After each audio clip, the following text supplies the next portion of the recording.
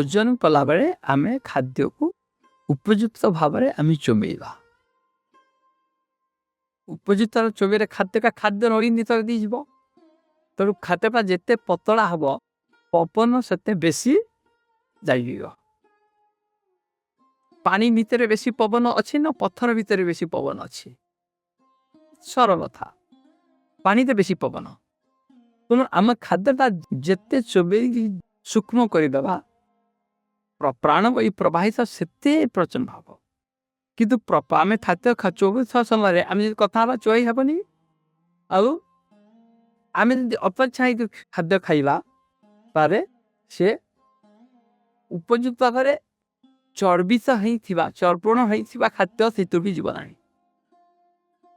तेणु खाद्य जो चारि प्रकार खाद्य भगवान कहले प्रथम क्या ना पर चर्ब्य चेष्य लेह पेय तेमु खाद्य उपयुक्त भाव चोबा है ना एवं तक बिलदेने आने बिलदेवाटा आमर प्राण बाईजा से ठेलुनी पशिगला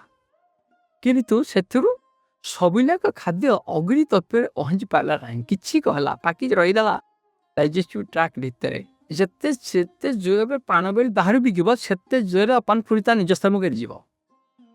प्राण अपान जोग है ना खाद्य होगा डाइजेस्टिव ट्रैक्ट भितर से जो अग्नि जाऊँगी से पर्यंत गला ना तेणु सेटा हूँ गैस्ट्रिक प्रथम एवं प्रधान कारण जदि अति सहज भाव यहाँ को आप प्रयोग करेंगे खाइला बेले आदौ कथा हे ना एवं खाइला बेले अतर्चाई खाइबे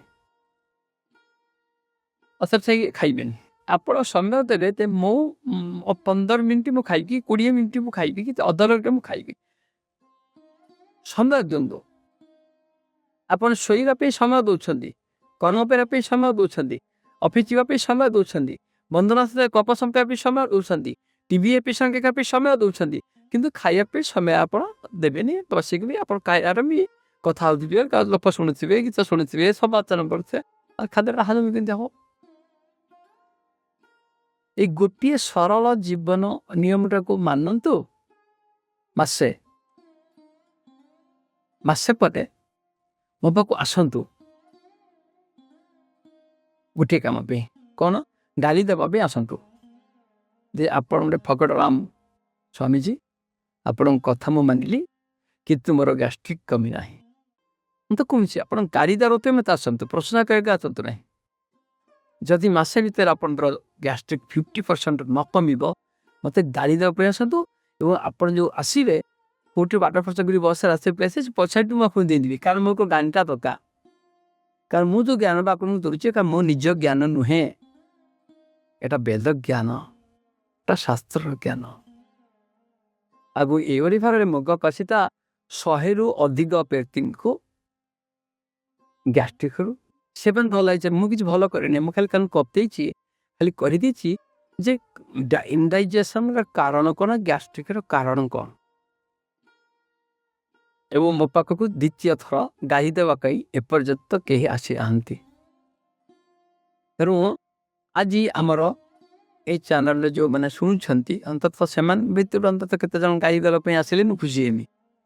एटा को ये नियमटा को पालन कला पर भी जति गैस्ट्रिक समस्या 50% डेफिनेटली रिड्यूस हम मुझे किसी जोग करने कथा कहूनी मुझे ज्ञान प्रयोग करने कथा कहूँ ज्ञान को जीवन में प्रयोग कल एवं देखिए जे समाधान केमती आसूँ यहाँ प्रैक्टिकल ज्ञान प्राणापान समाधित पचानन चतुर्विधन प्राण और अपान को जोग द कोटि जो कर तुमर मणिपुर के चक्र गोटे अग्नि तत्व अनाहत चक्र को तमें तमें खाद्य खाइला तो आम हिगला पटकिन आम जिते जिते स्पीड रे आम गिला प्राण वायु ही निया भीतर पोखा दिया एटा प्राण ही गति कहूँ अपान से स्पीड आसी पारि सी आने आलो कथा कका प्राण करके आनीगला तेणु सी पड़ी अपान फेरीगला तेणु कौन हो ना खाद्य आम गिलुचे किंतु प्राण और अपान संयोग हो ना ଖାଦ୍ୟ ରହିଛି ଡାଇଜେଷ୍ଟିଭ ଟ୍ରାକ୍ ଭିତରେ ପରିପକ୍ୱ ହେଉନାହିଁ, ପାକ ହେଉନାହିଁ। ସେଥିପାଇଁ ସେ ଯେତେବେଳେ ଅର୍ଦ୍ଧ ପାକ ଖାଦ୍ୟ ବାହାରି ଆସୁଛି ତା ସାଥିରେ ଅଛି ଏ ଯେଉଁ ବାୟୁ ସାଥିରେ ବାହାରି ଆସୁଛି। ଏ ବାୟୁଟା ଆଇତର ତଳ ବାଟେ ଯିବ ନା ଏଇ ଉପର ବାଟେ ଯିବ। ଉପର ବାଟେ ଗଲା ହେଟା ମାନେ କହୁଛି ବାନ୍ତି, ହାତ ବାଟେ ଗଲା ଅଧ ବାୟୁ,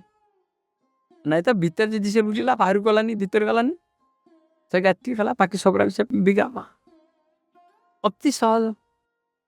ତମେ ଜ୍ଞାନକୁ ଆମେ ଜୀବନରେ ଯଦି ପ୍ରୟୋଗ କରିବା ତାହେଲେ ଜୀବନ